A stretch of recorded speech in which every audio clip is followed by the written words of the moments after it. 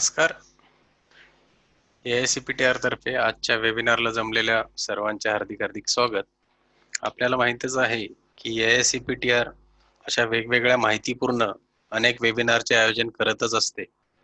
AICPTR बद्दल जर माहिती सांगायची असेल तर AICPTR ही कृषी क्षेत्रातील इलेक्ट्रॉनिक्स, बायो इन्फॉर्मॅटिक्स, व्यवसाय आणि कर प्रशासन, IT सुरक्षा, संगणक सॉफ्टवेअर आणि हार्डवेअर व व्यावसायिक कौशल्य अशा अनेक इतर अभ्यासक्रम क्षेत्रातील अग्रगण्य संस्था AICPTR आहे.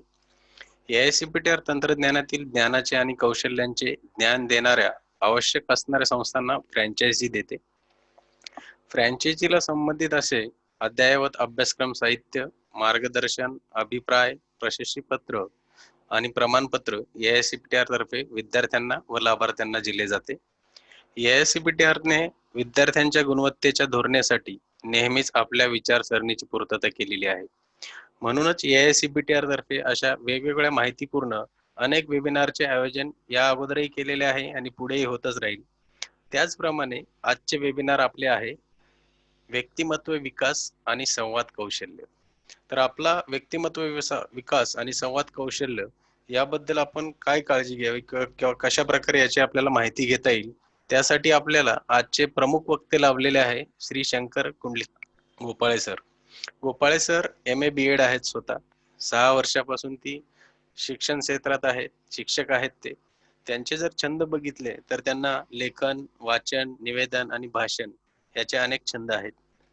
त्यांची ओळख जर सांगायची असेल तर साहित्य प्रबोधनकार किंवा कवी, वक्ता, मार्गदर्शक अशा अनेक ओळख आपण त्यांच्या जाणून घेऊ शकतो.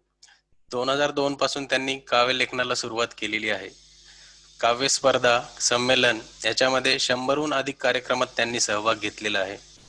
त्यांना जवळपास 14 पुरस्कार आणि 12 काव्य वाचन लेखन बक्षीस सुद्धा मिळालेली आहेत. त्यांची उल्लेखनीय कामगिरी म्हणजे फेब्रुवारी 2019 मध्ये आकाशवाणी पुणे केंद्रावर काव्य सादरीकरण करण्याची त्यांना संधी मिळाली होती आणि त्यांनी त्यांचा चांगला उपयोग केला होता. त्यांचे 3 काव्य संग्रह, 1 चारोळी संग्रह आणि 1 प्रातिनिधिक साहित्य संग्रह त्यांचे सुद्धा प्रकाशित झालेले आहेत. अशा विविध कलागुणांनी संपन्न असलेले श्री गोपाळे सर यांच्याकडून आज आपल्याला व्यक्तिमत्व विकास आणि संवाद कौशल्य याबद्दल माहिती जाणून घ्यायला नक्कीच आवडेल. तर मी गोपाळे सरांना विनंती करतो की त्यांनी आपल्याला व्यक्तिमत्व विकास आणि संवाद कौशल्य याबद्दल मार्गदर्शन व माहिती द्यावी. गोपाळे सर. धन्यवाद. सर्वप्रथम AICPTR प्रायव्हेट लिमिटेड ठाणे या संस्थेचे मी सर्वात आधी आभार मानतो. धन्यवाद आदरणीय पाद्य सर. आभार मी कार्यक्रमाच्या शेवटी म्हणत असतो, पण सुरुवातीलाच सरांची आठवण करावी म्हणून कार्यक्रमाकडे वळण्यापूर्वी सुरुवातीला आज घटस्थापना म्हणजे नवरात्रोत्सव आज सुरू होत आहे. तर सर्वांनाच नवरात्रोत्सवाच्या हार्दिक हार्दिक शुभेच्छा. आपण आई जगदंबेच्या चरणी प्रार्थना करूया की हे जे कोरोना महामारीचं संकट आहे ते समूळ नष्ट हो आणि हे पूर्ण जीवन पूर्वपदावर यावं, सर्व सुरळीत व्हावं अशी आपण आई जगदंबेच्या चरणी प्रार्थना करूया. आणि आजच्या आपल्या विषयाकडे वळूया. आजचा विषय आहे व्यक्तिमत्व विकास आणि संवाद कौशल्य.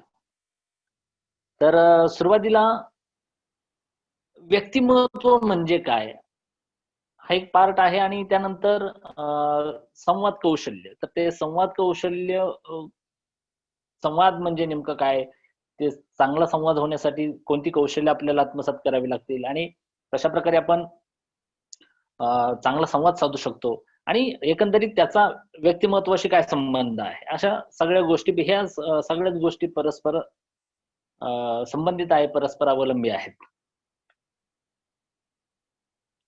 कार्यक्रम सुरू करण्यापूर्वी जे आता जे ऐकत असतील आणि जे नंतर ऐकतील त्यांना एक विनंती करतो की हे जे संवाद कौशल्यामध्ये ना मी श्रवणाविषयी सांगणार आहे. तर ते त्यावेळेस तर मी सांगणार आहे, पण सुरुवातीला सांगतो की ऐकत असताना ना आपण ऐकण्याची सवय आपल्याला लावून घेतली पाहिजे. कोणीही बोलणार असेल, आज जसं आपण मला ऐकताय, आपण याही आधी कोणाला ऐकत असतो, नेहमीच मी ऐकत असतो, आपण सगळेच नेहमी ऐकत असतो कोणाला ना तरी, कीर्तन असेल, प्रवचन असेल, भाषण असेल, व्याख्यान असेल, काही असेल, शिक्षक असतील शाळेमध्ये, कॉलेजमध्ये, हे सगळ्यांना आपण ऐकत असतो ना. ही ऐकण्याची सवय आपण ठेवली पाहिजे, म्हणजे आपल्याला ऐकण्याची सवय झाली पाहिजे. आणि ऐकत असताना आपण सातत्याने ऐकलं पाहिजे, लक्षपूर्वक ऐकलं पाहिजे. आता ऐकण्या संदर्भामध्ये डिटेलमध्ये मी बोलणार आहे. तर श्रवण ज्याला आपण म्हणतो ते किती महत्वाचं आहे, व्यक्तिमत्व विकासासाठी श्रवण किती महत्वाचं आहे हे सुद्धा मी सांगणार आहे नंतर.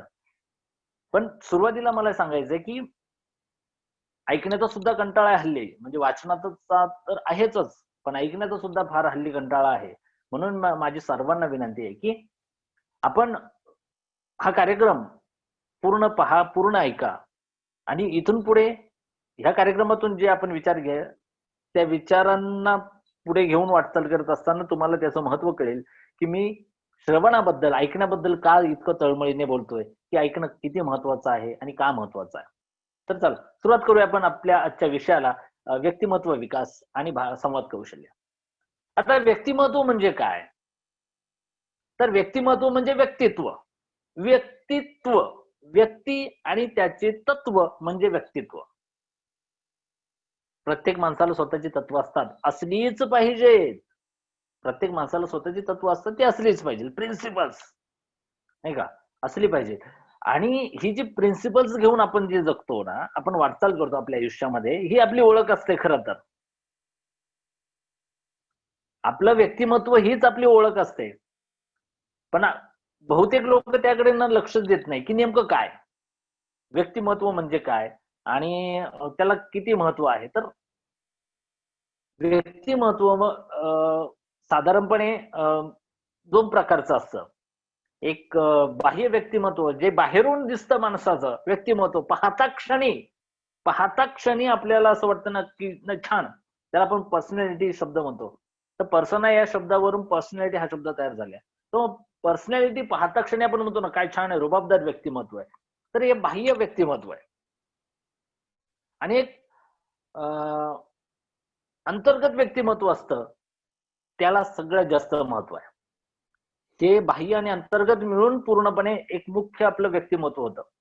तर ह्या सगळ्या व्यक्तिमत्वाची जर व्याख्या करायची झाली तर व्यक्ती म्हणजे एखादी व्यक्ती, त्या व्यक्तीचे रूप, स्वभाव, वर्तणूक, दृष्टिकोन, त्या व्यक्तीचं चारित्र्य, बुद्धिमत्ता, भावभावना, संवेदनशीलता, गुण अवगुण, ह्या सगळ्या गोष्टी, सामाजिक प्रतिमा पण असेल, सामाजिक प्रतिमा, सगळ्या गोष्टींचा एकत्रित परिपाक म्हणजे व्यक्तिमत्व होय. मग पहा बरं, व्यक्तिमत्वामध्ये फक्त आपण बाहेरून दिसतो म्हणजे व्यक्तिमत्व नाही. आपण कसं चालतो, आपण कसं बोलतो, आपण कोणत्या गोष्टीला कसं रिॲक्ट करतो, हे सुद्धा आपल्या व्यक्तिमत्वामध्ये येतं. व्यक्तिमत्व आपण जितका विचार करू, जितकं खोलात जाऊ, तितकं ते खोलवर जातं किंवा त्याचा अभ्यास तितका आहे.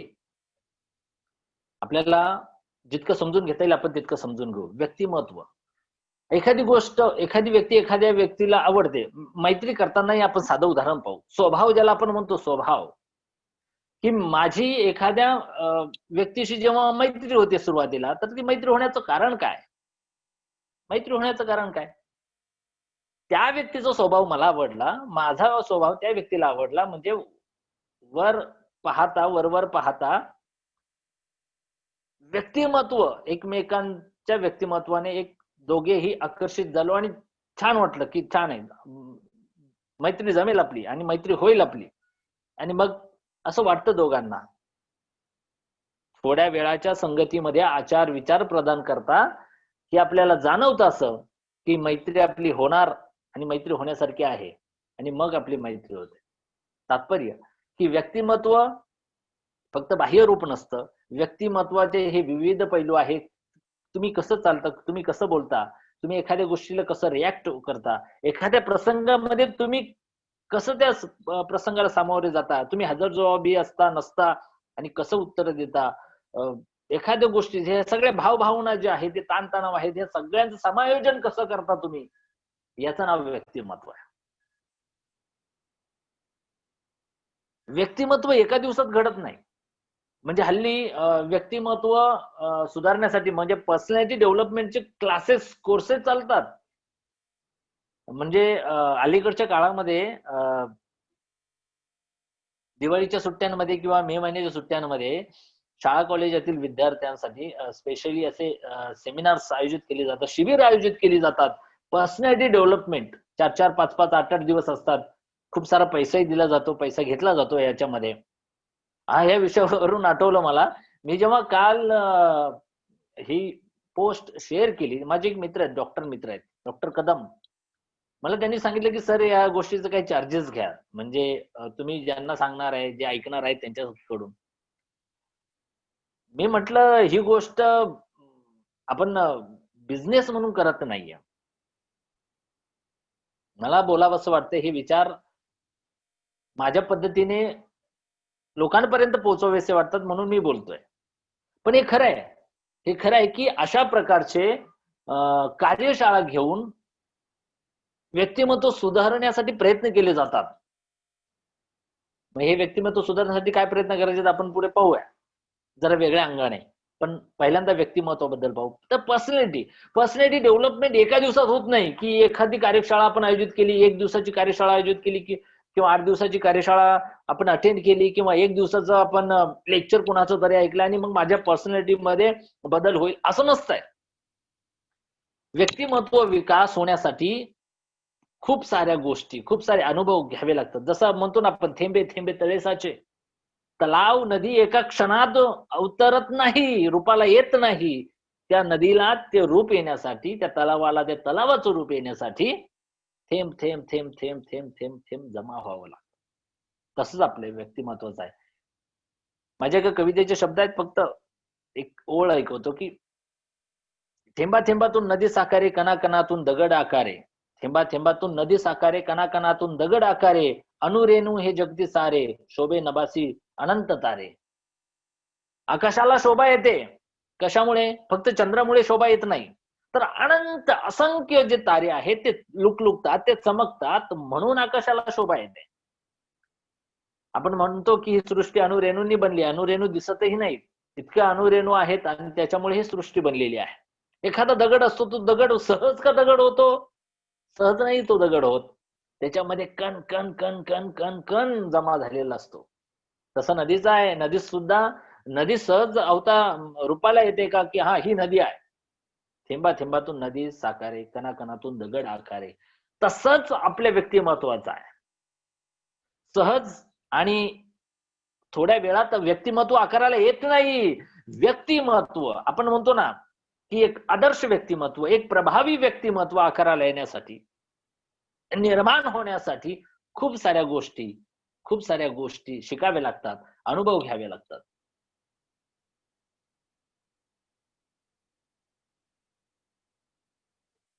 म्हणजे खूप दिवसाचं स्वप्न, खूप दिवसांपासून पाहिलेलं एक ध्येय. त्या ध्येयाचा पाठलाग करताना मला जे अनुभव आलेत, त्या अनुभवांना मी गाठीशी घेतलाय आणि मी त्यानुसार माझ्यामध्ये बदल करतोय. हे व्यक्तिमत्व विकास. म्हणजे आपल्याला लहान मुलांना बघा, घरातली मंडळी पाहुणे वगैरे आल्यानंतर लहान मुलं घरात मस्ती करत असल्यानंतर पाहुणे गेल्यानंतर किंवा कधी-कधी पाहुण्यांच्या समोर त्यांना बजावलं जातं, "शांत बस, तुला कळत नाही? सांगितलं ना तुला?" पाहुणे गेल्यानंतर त्यांना अजून समजून सांगितलं जातं, की पुढच्या वेळेस असं घरात कोणी आल्यानंतर अशी मस्ती करायची नाही, शांत बसायचं. त्यांच्यापुढे काही मागायचं नाही, रडायचं नाही, खिदळा घालायचा नाही वगैरे, वगैरे आपण समजून सांगतो. मग ही त्या बालकाला गोष्ट समजते, की इथून पुढे घरात पाहुणे आल्यानंतर मी अशा प्रकारचं वर्तन केलं नाही पाहिजे.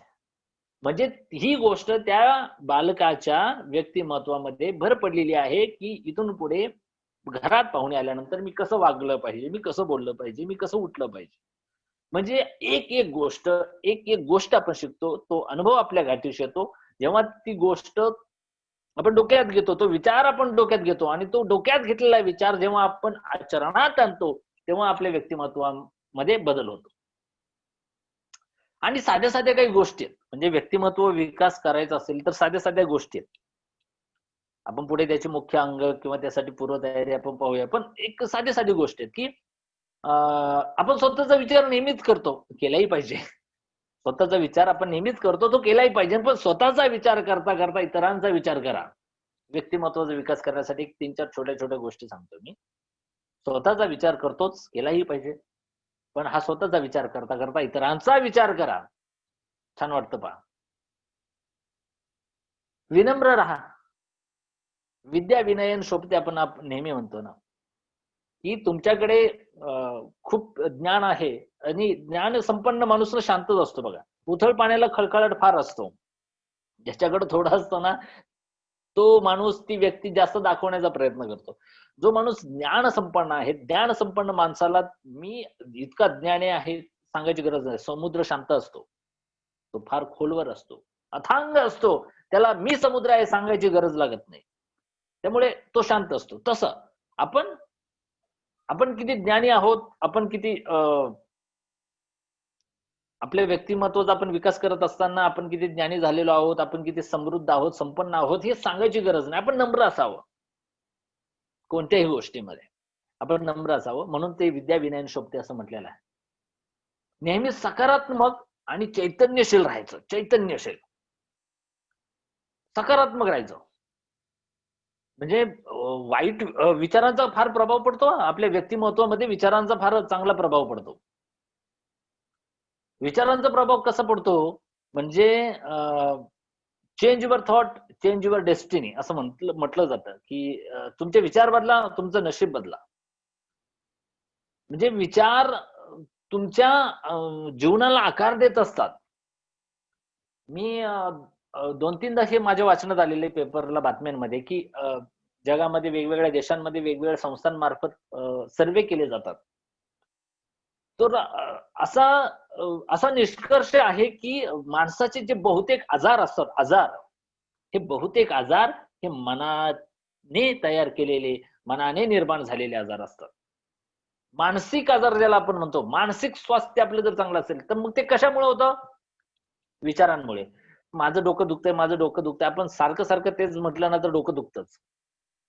डोकं दुखतं.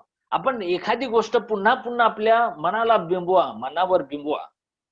आता मी अनेकदा विद्यार्थ्यांना सांगत असतो, की सकाळी उठण्यासाठी अलार्म आपण लावतो. तर अलार्म लावा, नाही असं नाही. पण अलार्म लावत असताना मनाला स्वतःला सांगून ठेवा, की सकाळी ह्या वाजता मला उठायचं आहे, मी उठणार आहे. मी सकाळी 6 वाजताचा अलार्म लावलाय, मला उठायचं आहे, मी उठणार आहे. उद्या सकाळी 6 वाजताचा अलार्म मी लावलेला आहे, मी उठणार आहे, मला उठायचंच आहे. हे मनावर जेव्हा आपण बिंबवतो, तेव्हा कळत-नकळत त्याच वेळेला पहा, अगदी त्या वेळेच्या पुढे मागे थोडंसं आपल्याला जाग येते आणि सवय होऊन जाते. काही लोकांना तर अलार्मची सुद्धा गरज नसते. ते अगदी ठरलेल्या वेळात उठतात. आपले विचार. म्हणून आपण सकारात्मक असलं पाहिजे. आता ह्या सकारात्मक गोष्टीवर खूप सारं बोलण्यासारखं आहे. पण आपण तिकडे जास्त वेळ द्यायचा नाही.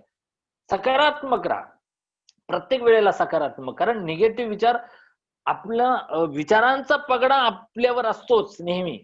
लक्षात ठेवा. विचारांचा पगडा आपल्यावर नेहमीच असतो आणि मग तो विचार कसा असावा याच्यावर तुमच्या डोक्यावर कोणती पगडी असेल, म्हणजे विचार कोणत्या प्रकारच्या विचारांचा पगडा तुमच्यावर आहे, त्यावर तुमच्या डोक्यावर कोणत्या प्रकारची पगडी असेल हे अवलंबून आहे.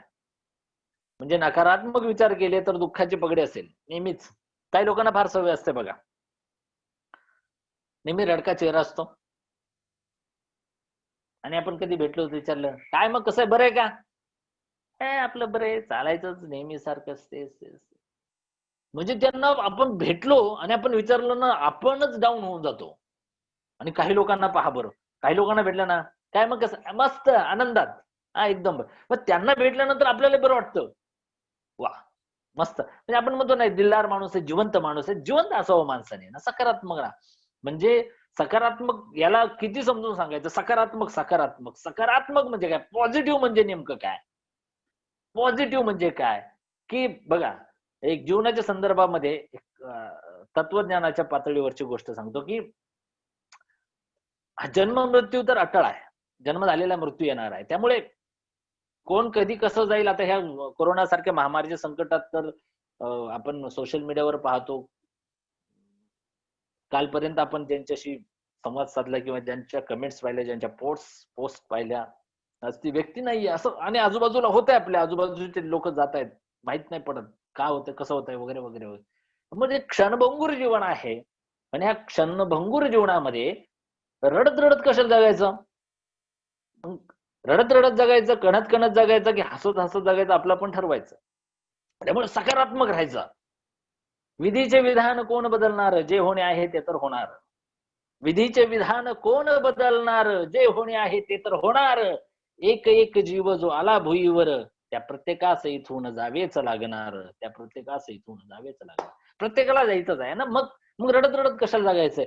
जे काही 2 दिवसाचं जगणं आहे ना, मनाने जगा, आनंदाने जगा, चांगले विचार घेऊन जगा. मग सकारात्मक राहायचं, चैतन्यशील राहायचं. देण्याची वृत्ती ठेवायची, देण्याची वृत्ती. नेहमी काहीतरी देत राहिलं पाहिजे. पहा जे लोक मोठे मोठे होतात, पैशाने मोठे होतात, त्यांचा दानधर्म पण फार मोठा असतो. आता आपण कोरोना काळातही पाहिलं पहा, आदरणीय टाटा साहेबांनी, रतनजी टाटा असतील, त्यांची ट्रस्ट असेल, त्यांच्यातर्फे अंबानी साहेबांकडून असेल किंवा अशा मोठमोठ्या लोकांकडून मोठमोठ्या प्रमाणावर दान दिलं गेलेलं आहे. म्हणजे ज्याच्याकडे जे आहे त्यांनी ते दिलं पाहिजे. देण्याची वृत्ती, देण्याची वृत्ती आपल्याकडे असली पाहिजे. मग खास करून तुम्ही अन्नदान द्या किंवा धन द्या आणि ज्याला जमेल त्यांनी ज्ञानदान करा. दान करत राहिलं पाहिजे. एका माझ्या कवितेचं एक वाक्य की समाजाचे देणे लागतो हे जाणीव व्हावी मना. समाजाचे देणे लागतो ही जाणीव व्हावी मना. सकलांसाठी मागणे मागतो स्वार्थरहित भावना. माझं समाजाला काहीतरी देणं आहे याची जाणीव झाली पाहिजे आणि ते दिलं पाहिजे. देऊ शकतो बघा काय देऊ शकतो पहा. सकारात्मक विचाराबद्दलच मी सांगतो. आपण काय देऊ शकतो? एखाद्या ग्रामीण भागातल्या शेतकऱ्याच्या घरी कोणी जर मागणारा माणूस गेला तर तो शेतकरी त्याच्याकडे जे आहे अन्नधान्य तो ते देणार आहे. तो पैसा तर नाही देणार आहे. आता शहरातल्या एखाद्या माणसाकडे जर असा कोणी याचक गेला, मागणारा गेला, तर तो शहरातला माणूस अन्नधान्य देणार आहे का? नाही. तर तो काय देणार आहे? त्याच्याकडे पैसा आहे, तो पैसा देणार त्याला. म्हणजेच ज्या माणसाकडे जे आहे तो माणूस ते देणार आहे. मग विचारांच्या बाबतही तसंच आहे. तुमच्याकडे जे आहे तेच तुम्ही देऊ शकता. तुमच्याकडे नाही तर तुम्ही देणार कुठून? देण्यासाठी मुळात माझ्याकडे असलं पाहिजे. माझ्याकडे जे आहे तेच मी देणार आहे. म्हणून माणसाकडे प्रचंड मोठ्या प्रमाणावर चांगले विचार असले पाहिजे, जेणेकरून तो ते चांगले विचार पेरत पेरत जाईल. म्हणून सकारात्मक विचार असले पाहिजे. आपण सकारात्मक राहिलो पाहिजे, चैतन्यशील राहिलो पाहिजे आणि नेहमी देण्याची वृत्ती असली पाहिजे. आणि आयुष्यात आपण इतरांना कायम ज्ञान, मान आणि दान ह्या 3 गोष्टी नेहमी देत राहिलं पाहिजे. ज्ञान आपल्याकडे जे आहे ते इतरांना देत राहिलं पाहिजे. इतरांना मान नेहमी देता आला पाहिजे आपल्याला. कारण गर्वाचे घर नेहमी खाली होतं. अहंकाराने माणूस किती आणि कसा जगेल? मगाशी म्हटल्याप्रमाणे विद्या विनयन शोभते. तसं मान इतरांना दिलं म्हणजे टेक रिस्पेक्ट, गिव्ह रिस्पेक्ट आपण असं म्हणतो की मान द्या तेव्हाच मान मिळेल. म्हणून आपण इतरांना मोठ्या मनाने मान देत राहिला पाहिजे. आणि याच्याबद्दल हे मी एक सुविचार बनवला आहे बघा की दुसऱ्याला मोठेपण देण्यासाठी स्वतःजवळ मोठे मन असावे लागते. दुसऱ्याला मोठेपण देण्यासाठी स्वतःजवळ मोठे मन असावे लागतं. अशा प्रकारे आपण दुसऱ्याला मोठेपण देत चला आणि दान शक्य होईल तितकं त्या प्रकारे त्या ठिकाणी दान केलं पाहिजे. कारण इथे आपलं काही नाहीच आहे. आपल्या इथे काही नाहीच आहे. आपणही पाहुणे आहोत या पृथ्वी तलावर. आत्ताच मध्यंतरी Lions club of Navi Mumbai तर्फे पर्यावरण या विषयासंदर्भात स्पर्धा घेतली होती. त्यामध्ये मी सहभाग घेतला होता. त्यामध्ये हे मी वाक्य वापरलं होतं की या सृष्टीवर, या पृथ्वीवर आपण सगळे पाहुणे आहोत. इथे कोणी त्या पर्यावरणावर मालकी हक्क दाखवून वर्चस्व प्रस्थापित करण्याचा प्रयत्न करू नये. मग तुम्ही आम्ही पाहुणे आहोत, मग काय करायचं आहे ना, आपलं तर काही नाहीये. मग आपणही आलोय, आपणही जाणार आहे ते वाटत जायचं. अशा प्रकारे म्हणजे दान, मान आणि ज्ञान देत राहा, सकारात्मक राहा आणि चैतन्यशील राहा. हे व्यक्तिमत्वासाठी काही मूलभूत गोष्टी आहेत. आता पहा एक साधी-साधी गोष्ट असते पहा. आपण नेहमी म्हणतो सूत्रसंचालन करणाऱ्या व्यक्तीने किंवा भाषण करणाऱ्या व्यक्तीने स्पेशली निवेदकाची जी भूमिका जो व्यक्ती पार पाडतो, त्या व्यक्तीचं व्यक्तिमत्व नेहमी प्रसन्न असलं पाहिजे, नाही का? कारण पूर्ण कार्यक्रम हा सूत्रसंचालकावर, निवेदकावर अवलंबून असतो. मग निवेदकाचा चेहरा, सूत्रसंचालकाचा चेहरा प्रसन्न असला पाहिजे, असलाच पाहिजे. मग प्रसन्न असला पाहिजे म्हणजे गोरा असला पाहिजे का? खूप चांगला मेकअप केला पाहिजे का? नाही. प्रसन्न म्हणजे तुम्ही आतून प्रसन्न असले पाहिजे. तुमचा रंग महत्वाचा नाहीये. व्यक्तिमत्वाबद्दल बोलायचं गेलं तर अब्राहम लिंकन. आताच भारतरत्न स्वर्गीय डॉक्टर ए.पी.जे. अब्दुल कलाम साहेबांची जयंती झाली परवाच. माझ्या वाचनात आलं असं की अब्राहम लिंकन साहेब वगैरे ही लोक म्हणजे व्यक्तिमत्वाबद्दलच काही दिवसापूर्वी माझ्या वाचनात आलं होतं. व्यक्तिमत्वाबद्दल ह्या लोकांना ह्या लोकांचं व्यक्तिमत्वाबद्दल म्हणजे चेहरा किंवा रंग हे महत्वाचं नाहीच आहे. म्हणजे तुमचा व्यक्तिमत्व प्रसन्न असलं पाहिजे म्हणजे गोरा नाहीये. आपल्याकडे चुकीची व्याख्या मांडली जाते. गोरेपणाला आपल्याकडे फार मान दिला जातो किंवा एक चुकीची संकल्पना राबवली जाते. व्यक्तिमत्व तुमच्या रंगाने नाही तर तुमच्या विचाराने आणि तुमच्या आचरणाने प्रसन्न असलं पाहिजे. अशा प्रकारे. आता व्यक्तिमत्वाबद्दलच सांगत होतो मी तुम्हाला. व्यक्तिमत्व विकासाबद्दल तर शेवटचे एक वाक्य सांगतो तुम्हाला आणि मग पुढे आपण संवाद कौशल्याकडे जाऊया. आपल्याकडे UPSC स्पर्धा परीक्षा असते पहा. केंद्रीय स्तरावर आयोजित केली जाते. तर ह्या स्पर्धेमध्ये पूर्व परीक्षा आणि मुख्य परीक्षा असते. ही परीक्षा पास झाल्यानंतर मुलाखत असते. आता असं म्हटलं जातं साधारण समजा 1000 विद्यार्थी बसले परीक्षेला तर त्यातले फक्त 100 पास होतात मुख्य परीक्षा. असा आपण आकडा घेऊन पुढे जाऊया उदाहरणासाठी. आणि मग ह्या 100रातले फक्त 30 जणच अधिकारी होतात, 70 जण पुन्हा माघारी येतात. मग हे ते लेखीमध्ये ते सगळे पास झालेत, पण मुलाखतीमध्ये नापास होतात. म्हणजे पूर्व परीक्षा, मुख्य परीक्षा या लेखी परीक्षांद्वारे तुमच्या ज्ञानाची चाचणी होते, पण मुलाखतीद्वारे तुमच्या व्यक्तिमत्व विकासाची चाचणी होते. व्यक्तिमत्व विकासाची परीक्षा घेतली जाते. म्हणजे ह्या मुलाखतीमधून तुम्ही त्या प्रशासकीय कामासाठी कितपत योग्य आहात हे ठरवलं जातं. म्हणून संवाद फार महत्वाचा आहे. म्हणून संवाद कौशल्य आपल्याकडे पाहिजे. पहा ना 100 जण पास झाले होते परीक्षा, पण त्यातले 30च जण अधिकारी झाले. 70 जणांना आता पुन्हा ती परीक्षा देऊन पुन्हा त्या तिथपर्यंत यावं लागेल. म्हणजेच व्यक्तिमत्व विकासासाठी संवाद कौशल्य, संभाषण कौशल्य फार महत्वाचं आहे. मग आता ह्या संभाषण कौशल्यामध्ये, संवाद कौशल्यामध्ये काय गोष्टी आहेत आणि आपण काय केलं पाहिजे, त्या कशा प्रकारे होतील? संवाद प्रामुख्याने स्वतःचा स्वतःशी होतो आणि तो झाला पाहिजे ना, एकट्याशी बोलता आलं पाहिजे. पण रस्त्याने हात वारे करून रस्त्यावर स्वतःशी बोलत नका जाऊ. लोक म्हणतात ते वेडं चाललंय. बोललं पाहिजे ना, स्वतःशी बोललं पाहिजे. कधी-कधी होतं असं म्हणजे मी विद्यार्थ्यांना असं सांगितलं की वाढत्या वयामध्ये मुलांना, मुलींना आई-वडिलांचा राग येतो आणि ही स्वाभाविक गोष्ट आहे. हे मानसशास्त्राचा विषय आहे, की वाढत्या वयामध्ये मुला-मुलींना आई-वडिलांचं बोलणं सहन होत नाही. त्यांचे उपदेश त्यांना नकोसे वाटतात. मग मी त्यांना सांगत असतो, की अशा वेळेला आई-वडिलांना उलट बोलूच नका. आपण बोलूच शकत नाही. पण मग राग कसा व्यक्त करायचा? एकांतात बोलायचं स्वतःशीच. जणू का आपण आई-वडिलांशी बोलतोय असं व्यक्त व्हायचं, बिनधास्तपणे व्यक्त व्हायचं एकांतामध्ये. आणि आपण असंही कधी कधी आरशासमोर असतो, आपण उभा, आपण स्वतःशी बोलत असतो. कधी कधी आरसा नसतो, आपण बाहेर खिडकीकडे पाहत असतो, स्वतःशीच बोलत असतो. कधी बाहेर गेलोय रानामध्ये, सुट्टी आहे असं कधी, किंवा कामातही कधी कधी आपण थोड्या वेळासाठी हरवून जातो, स्वतःमध्ये हरवून जातो. मग स्वतःशी स्वतःचा संवाद होत असतो आणि तो झालाही पाहिजे. संवाद एका व्यक्तीचा दुसऱ्या व्यक्तीशी होत असतो आणि हा पुष्कळदा होत असतो आणि नेहमीच होत असतो. म्हणजे अ, कामामध्ये असतील, अ, शाळा कॉलेजांमध्ये असेल, समाजामध्ये कुठेही, घरामध्ये आजूबाजूला राहणाऱ्या गृहिणी, एक दोन व्यक्तीमध्ये संवाद नेहमी चालू असतो. आणि वेगळा अजून संवाद आहे पुढचा, म्हणजे एक व्यक्ती अनेक व्यक्तीशी संवाद साधते. म्हणजे समजा आता मी तुमच्याशी संवाद साधतोय, हा तो तिसऱ्या प्रकारातला संवाद आहे.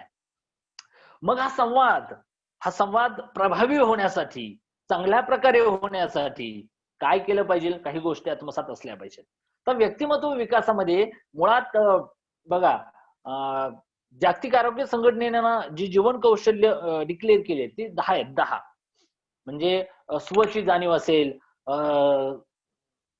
एम्पॅथी म्हणजे संवेदनशीलता, समानुभूती, समस्या निराकरण, सर्जनशील विचार, चिकित्सक विचार, निर्णय क्षमता, अ, व्यक्ती-व्यक्तीमधील सहसंबंध म्हणजे इंटरपर्सनल रिलेशनशिप, अशी जी कौशल्य आहेत, ती कौशल्य असेल व्यक्तिमत्वामध्ये, आपण ती जर घेतली, त्या पातळीवर जर आलो आपण, तर आपल्या व्यक्तिमत्त्वाचा विकास होतो. आपल्या जीवनामध्ये आपण पुढे जातो. अशी ती जीवन कौशल्य आहेत.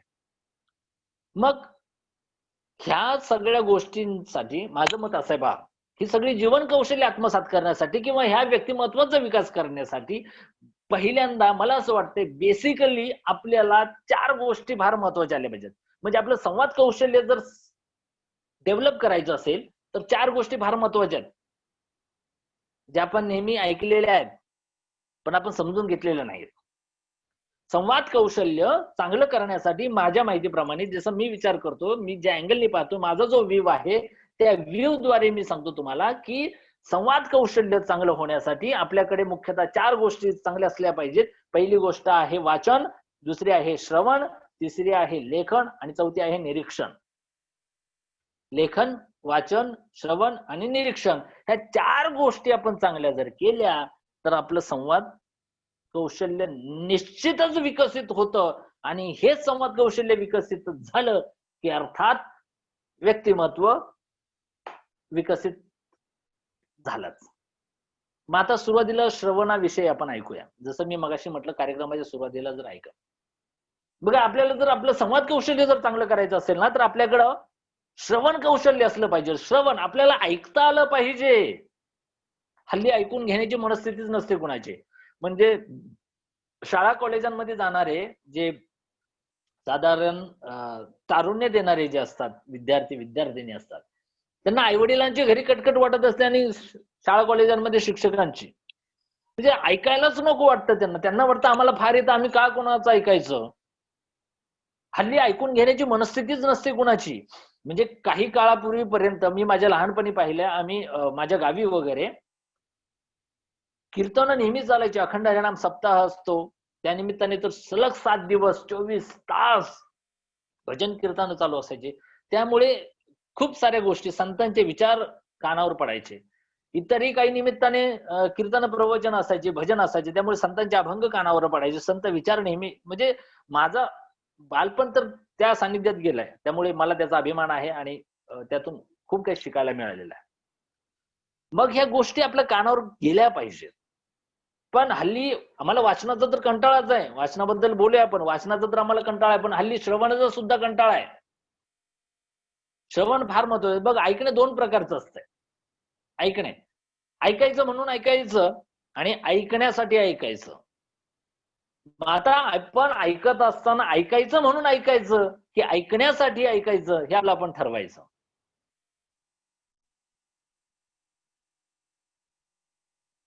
ऐकण्यासाठी जर ऐकायचं असेल, की मला ना ऐकायचंय, मला काहीतरी घ्यायचंय, मला ते विचार ऐकायचे, ते विचार आत्मसात करायचेत. ज्याच्यावर मला विचार करून माझ्या व्यक्तिमत्त्वासाठी ते फायदेशीर होतील. म्हणून मला ऐकायचंय, मला ऐकण्यासाठी ऐकायचं. सहेतुकपणे ऐकणं माझा हेतू आहे काहीतरी. हे ऐकणे माझा काहीतरी हेतू आहे आणि त्या हेतूसाठी मी ऐकतोय. यासाठी 2 कान दिलेले आहेत. खूप ऐकायचं, भरभरून ऐकायचं. आणि ऐकायचं म्हणून जर ऐकायचं असेल त्यासाठी 2 कान दिले, तिकडून ऐकायचं आणि इकडून सोडून द्यायचं. मी 1-2 स्पीच मध्ये असंच साहित्य प्रबोधनाचा कार्यक्रम करत असतानाच विद्यार्थ्यांना सुरुवातीला प्रश्न विचारलेला, की जगातला सगळ्यात मोठा एक्सप्रेस हायवे कोणता? तर विद्यार्थ्यांनी उत्तरं दिली. कोणी सांगितलं त्यांच्या नॉलेज प्रमाणे मुंबई पुणे एक्सप्रेस हायवे, कोणी सांगितलं पुणे बंगलोर हायवे, कोणी सांगितलं जपानमध्ये, कोणी सांगितलं अमेरिकेमध्ये वगैरे वगैरे वगैरे. मी त्यांना म्हटलं, जगातला सगळ्यात सुपर एक्सप्रेस हायवे जर कोणता असेल आणि कुठे असेल तर तो आपल्या जवळ आहे आणि तो म्हणजे ह्या कानातून ह्या कानापर्यंत.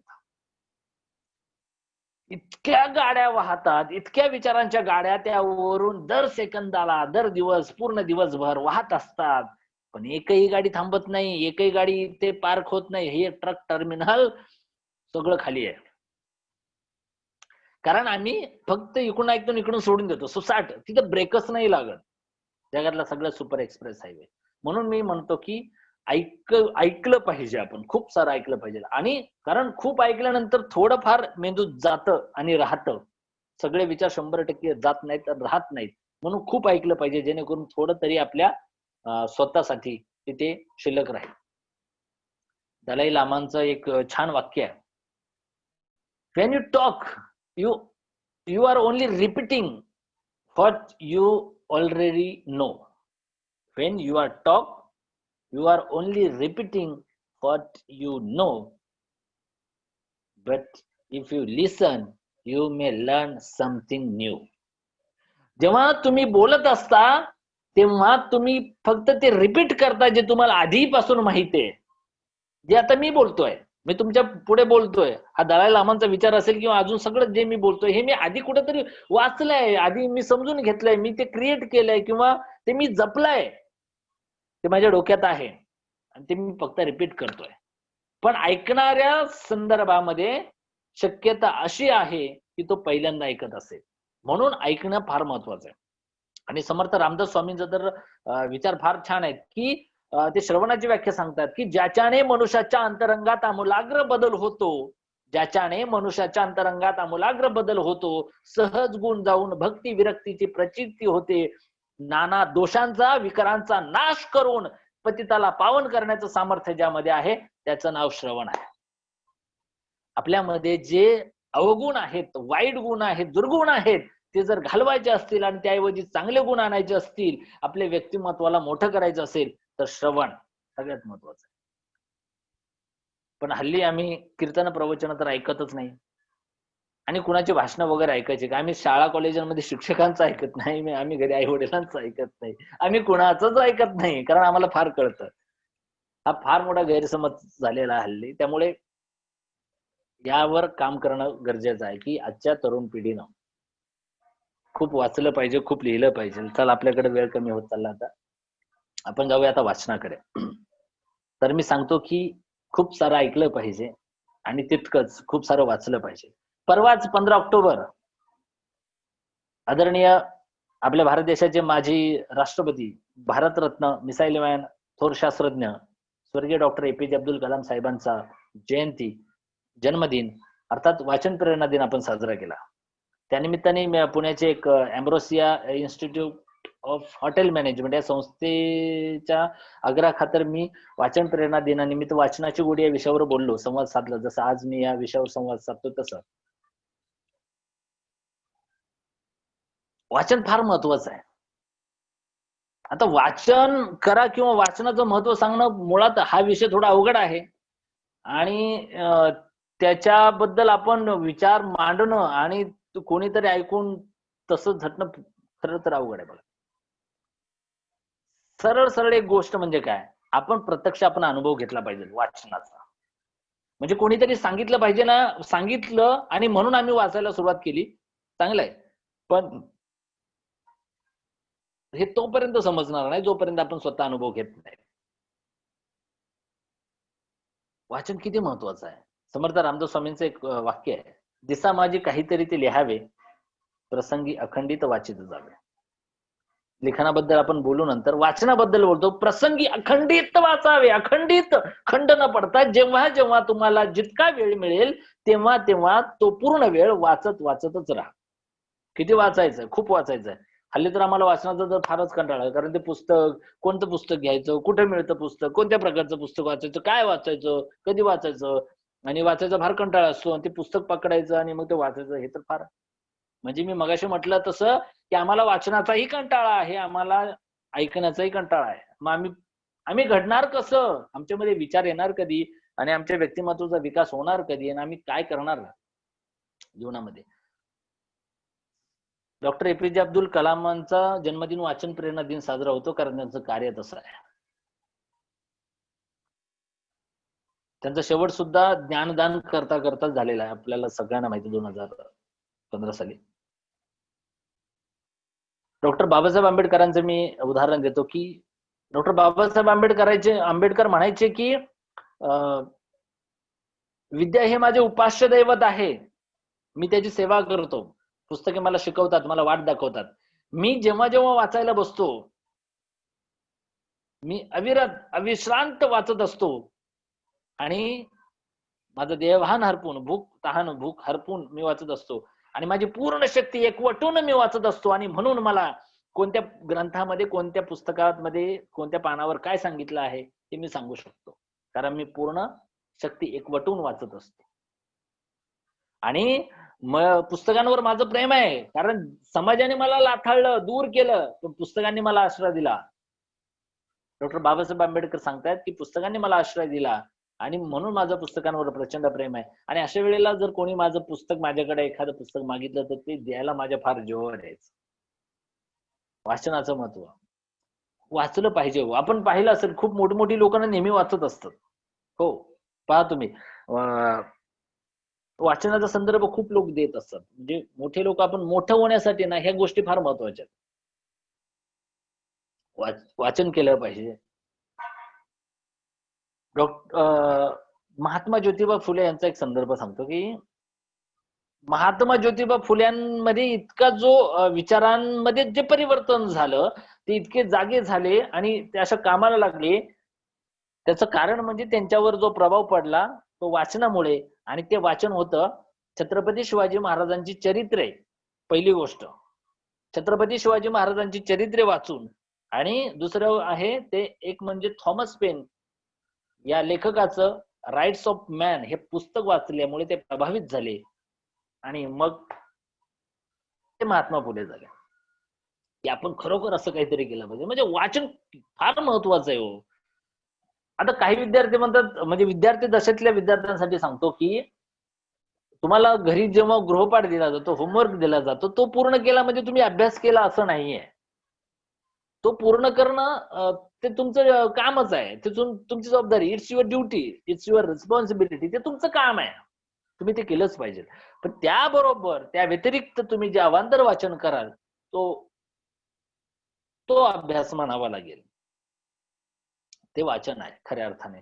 म्हणून वाचनाचं महत्व खूप सारं सांगू शकतो, पण मी थोडक्यात आटोपतो, की श्रवणाचं मी महत्व सांगितलं थोडक्यात, आणि वाचनाचं महत्व सांगितलं. ह्या सगळ्या गोष्टींमुळे आपलं संवाद कौशल्य होत आहे.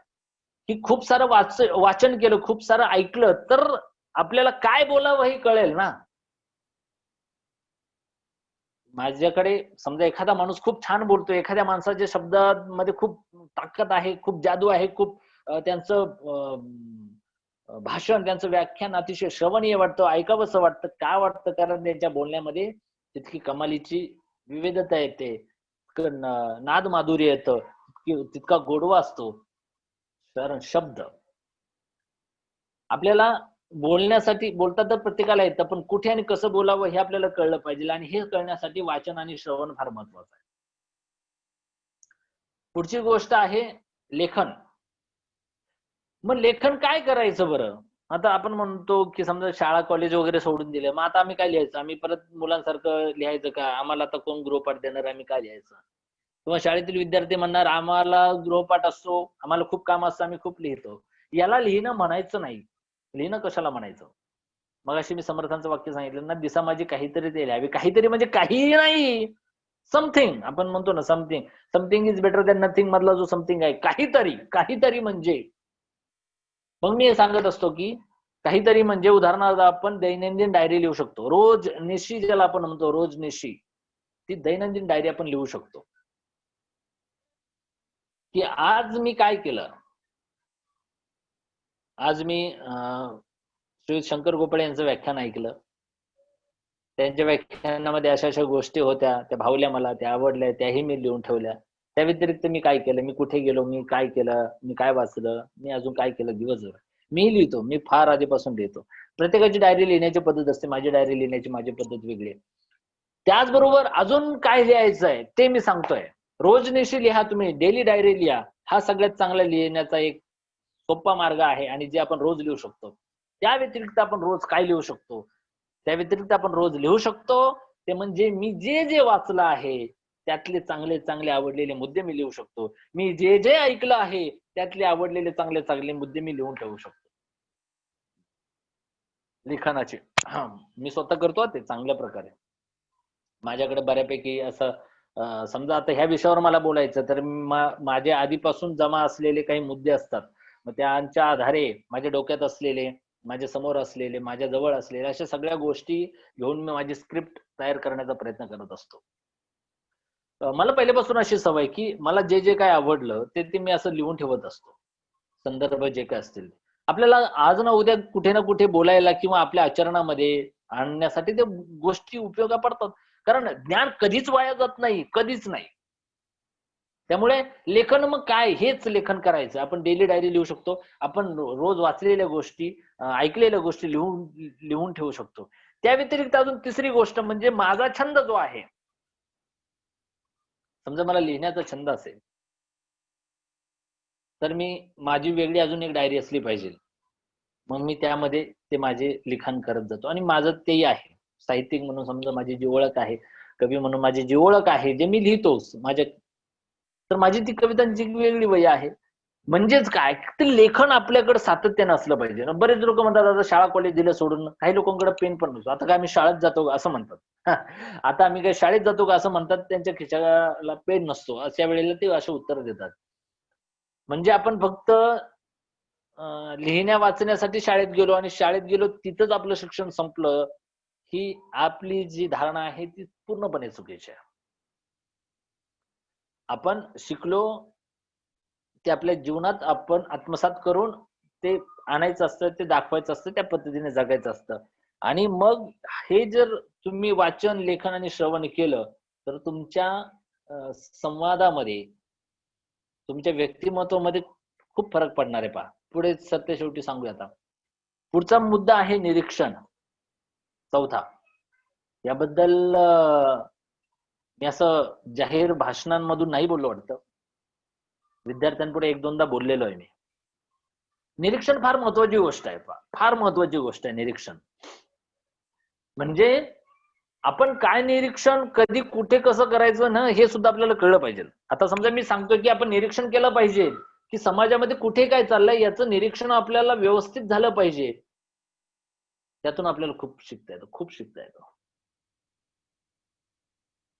आता मग मी सांगितलं की निरीक्षण करायचं. मग याचा अर्थ असा नाही की उद्या तरुण मुलांनी नाक्यावर जाऊन बसायचं आणि मग कोण येते, कोण जाते, कोण कशी दिसते आणि मग टक लावून बघायचं. ह्याला निरीक्षण म्हणत नाहीत. निरीक्षण माझ्या एका कवितेचं उदाहरण सांगतो तुम्हाला. आता पहा रस्त्यावरून कवितेचे याच्याशी संबंध नाहीये. पण अगदी एक मिनिटामध्ये कविता संपवतो तुम्हाला, थोडीशी ओघवती सांगतो तुम्हाला. मग त्या कविते लिहिण्यामागे निरीक्षण कसं आहे माझं ते मी सांगतो तुम्हाला. कविता काहींनी ऐकलेली असेल, पण छान कविता आहे. सामाजिक आशयाची कविता आहे. रस्त्यावरून येणारे जाणारे सारेच तिकडे पाहत होते. रस्त्यावरून येणारे जाणारे सारेच तिकडे पाहत होते. काही जण थांबून तर काही चालता चालता पाहत होते. रस्त्यावरून येणारे जाणारे सारेच तिकडे पाहत होते. काही जण थांबून तर काही चालता चालता पाहत होते. काही जण नाक दाबून धरत होते. काही जण नाक दाबून धरत होते तर काहींना किळस वाटत होती. कपडे घाण होऊ नये म्हणून काही जण दुरूनच डोकावत होती. एक जण म्हणाला हे असंच चालत राहिलं तर कसं जगायचं. एक जण म्हणाला हे असंच चालत राहिलं तर कसं जगायचं? दुसरा म्हणाला जाऊ दे ना, आपल्याला काय करायचंय? सारे जण कुजबुजत होते. सारे जण कुजबुजत होते, पण तो तसाच निवांत पडला होता. वाटलं आत्ताच बोलेल, मगच बोलेल, पण तो तसाच निशब्द पाहत होता. काही जण हिणवत होते. काही जण हिणवत होते, तर काही जण थुंकतही होते. काही जण हिणवत होते, तर काही जण थुंकतही होते, पण समोरून काहीच उत्तर येत नव्हते. येणार तरी कसे? समोरून उत्तर येणार तरी कसे? कारण तो बोलू शकत नव्हता. होय, तो बोलू शकत नव्हता. कारण कारण तो कचरा होता. गेली कित्येक दिवस ढेगावरडी साचला होता. तो कचरा होता. तो कचरा होता. तो कचरा होता. आता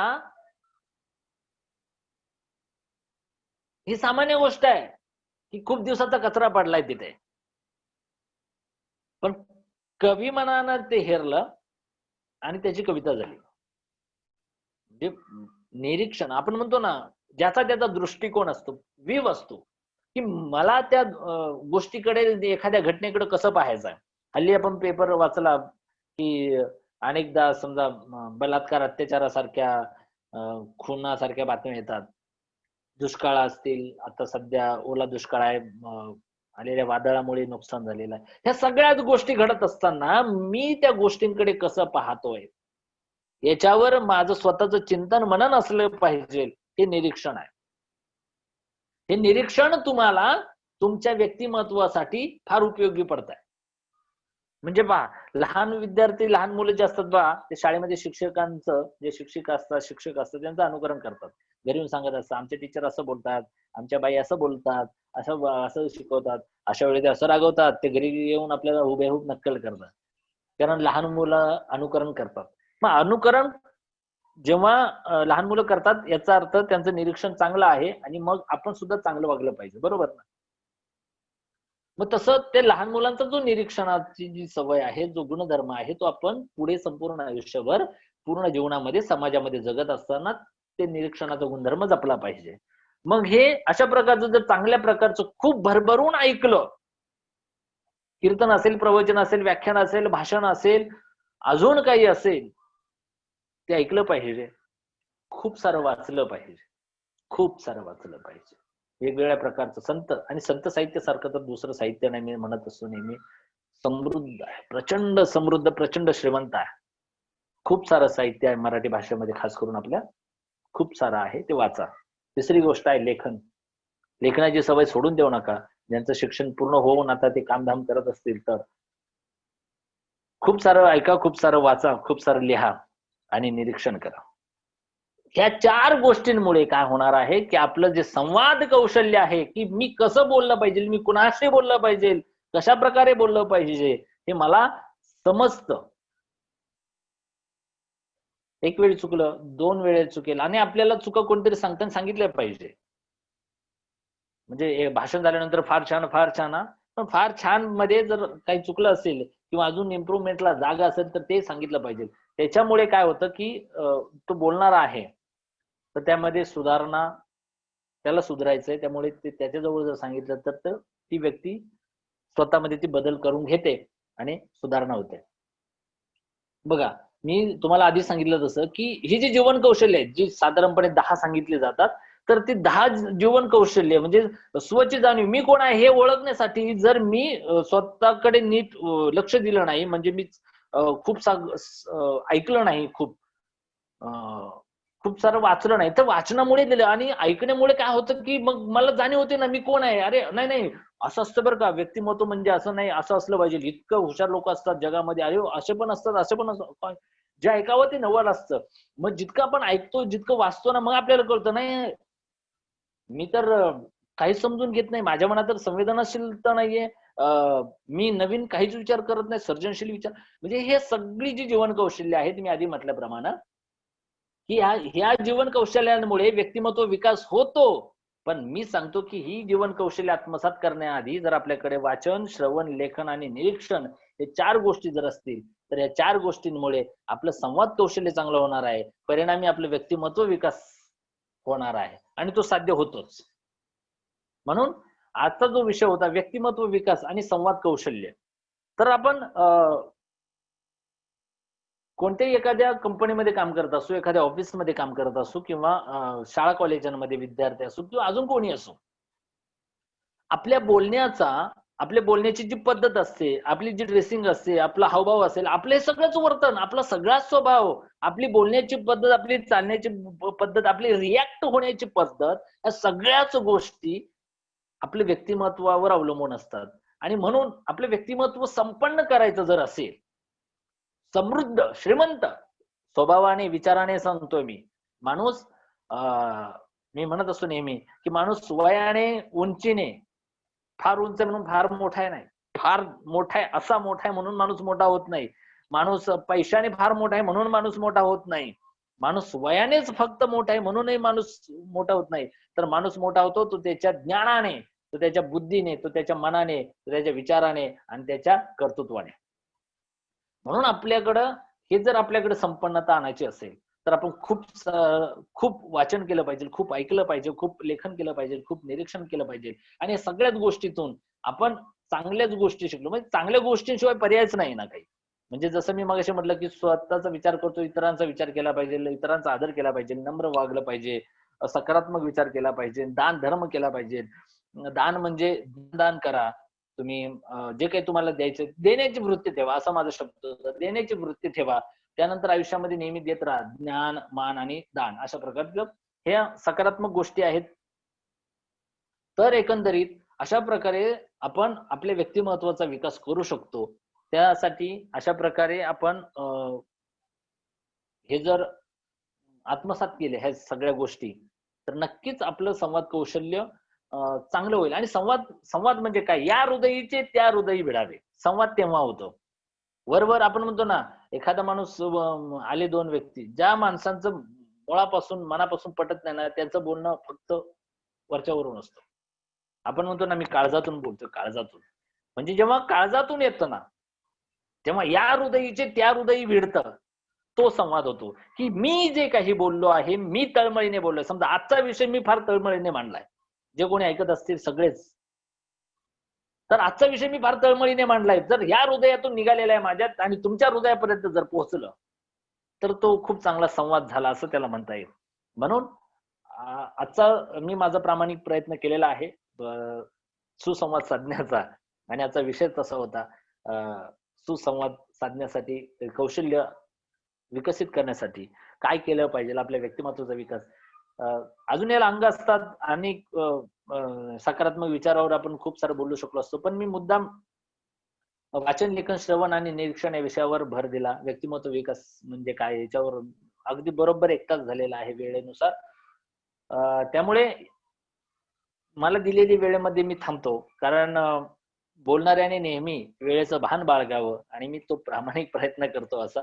तर विषयाला मी इथेच थांबवतो आहे. सरतेशेवटी विनंती करतो, की हे जे मी काही बोललेलो आहे त्यातून आपण नक्कीच ज्या गोष्टी पटल्या असतील माझ्या लेखन, वाचन, श्रवण असेल, हे सगळ्याच गोष्टी जे मी मुद्दे मांडले, जे विचार मांडले, ते जे पटले असतील ते नक्की आत्मसात करा आणि आपल्या व्यक्तिमत्त्वाला समृद्ध, श्रीमंत करा. आणि सरतेशेवटी मला पुन्हा एकदा आदरणीय पाध्ये सर, ए-आय-सी-पी-टी-आर प्रायव्हेट लिमिटेड संस्थेचे सर्व आदरणीय पाध्ये सर, सरांचे मी आभार मानतो, की सरांनी मला पुन्हा एकदा संधी दिली आहे. म्हणजे मी अगोदर एकदा माझी माय मराठी आणि मी या विषयावर बोललो या संस्थेच्या पेजवरून. आज पुन्हा एकदा नंतर मला सरांनी सांगितलं, की "सर तुम्ही एक आपल्याला साहित्य प्रबोधन संस्कार मला अशा प्रकारे कंटिन्यू तुम्ही बोलायचं आहे." आणि त्यातला हा पहिलाच प्रयत्न, हे पहिलंच पुष्प होतं. व्यक्तिमत्व विकास आणि संवाद कौशल्य. सर आपण मला संधी दिलीत आणि मी माझा प्रामाणिक प्रयत्न केला. पुन्हा एकदा सर आपल्या संस्थेचे आणि सर्वांचे मी आभार मानतो. योगेशजी असतील आणि सर्वच आपल्या सर्वांचे मी आभार मानतो आणि ऐकणाऱ्या सर्वांचे मी आभार मानतो, ज्यांनी Zoomवर, Facebookवर, YouTubeवर जिथे-जिथे जसं-जसं ऐकलं असेल आणि यानंतर ऐकतील, त्या सगळ्यांचे मी आभार मानतो आणि थांबतो या ठिकाणी. धन्यवाद. पुनश्च एकदा धन्यवाद. धन्यवाद सर. आपण पाहिलं की गोपाळे सरांनी आपल्याला व्यक्तिमत्व विकास आणि संवाद कौशल्य आपण कशा प्रकारे आपलं आत्मसात करू शकतो, त्यातील चांगली कौशल्य किंवा चांगले विचार म्हणजे ऐकणे, वाचणे, लेखन करणे आणि चांगले निरीक्षण यातून आपण आपले व्यक्तिमत्व विकास आणि संवाद कौशल्य कसे आपण आत्मसात करू शकतो किंवा कसा विकास करू शकतो या गोष्टीचा खूप सोप्या आणि चांगल्या शब्दात आपल्याला सरांनी समजावलेलं आहे. आशा करतो की सर्वांना आजचे सरांनी सांगितलेले विचार पटले असतील किंवा त्या विचारावरती आपले चांगले कौशल्य आत्मसात करून आपण आपला व्यक्तिमत्व विकास किंवा संवाद कौशल्य नक्कीच वाढवूया. कुणाला काही विचारायचे असतील तर विचारू शकता सरांना.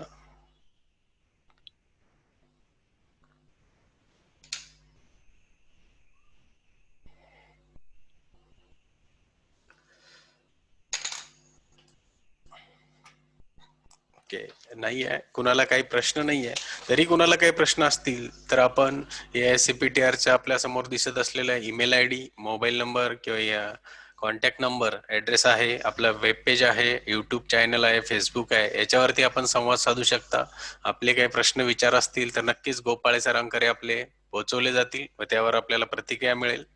गोपाळे सरांनी 23 तारखेला माझी माय व मराठी या संदर्भात सुद्धा आपल्याला मार्गदर्शन केले होते आणि आजचे व्यक्तिमत्व विकास आणि संवाद कौशल्य याबद्दलही त्यांना आपल्याला खूप छान मार्गदर्शन केले. त्याबद्दल AICPT तर्फे गोपाळे सरांचे मनपूर्वक आभार व आजच्या वेबिनारला जॉईन झालेले सर्व पदाधिकारी, AICPT पदाधिकारी, वक्ते यांचं AICTE तर्फे पुनश्च आभार. धन्यवाद. आजचा कार्यक्रम इथेच संपला जाहीर करतो. धन्यवाद.